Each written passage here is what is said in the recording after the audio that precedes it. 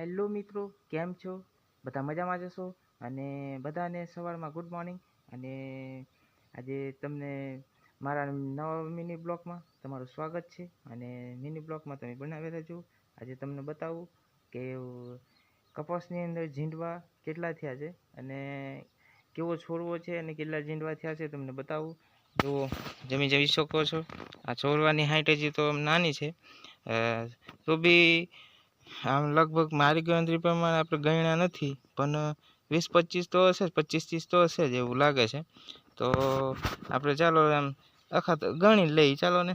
એટલે જોવા 1 2 3 4 5 6 7 8 8 ને 9 10 10 ને 11, જો 11 11 ને 12 12 ને 13 14 15 16 16 ને 17 18 18 થયા, 18 ને 19 20 21 21 ને 22 23 24 24 ને 25 26 27 28 ને 28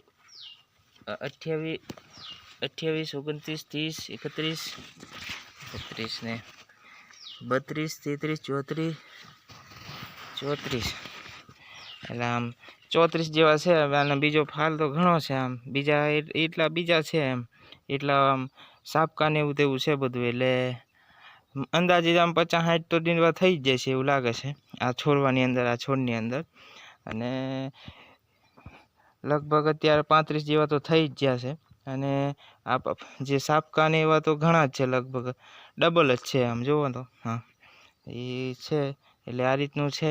અને હવે આ મોટો છોડ છે, એને તો તમારે જોઈ શકો છો. આ જુઓ તો આ ગજબનું છે એવા છે ને.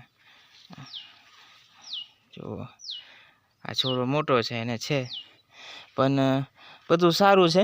પણ કેવું છે કે એક રોગ આવી ગયો છે, એક આ થીપ્સ આવી જાય છે, બરોબર. હવે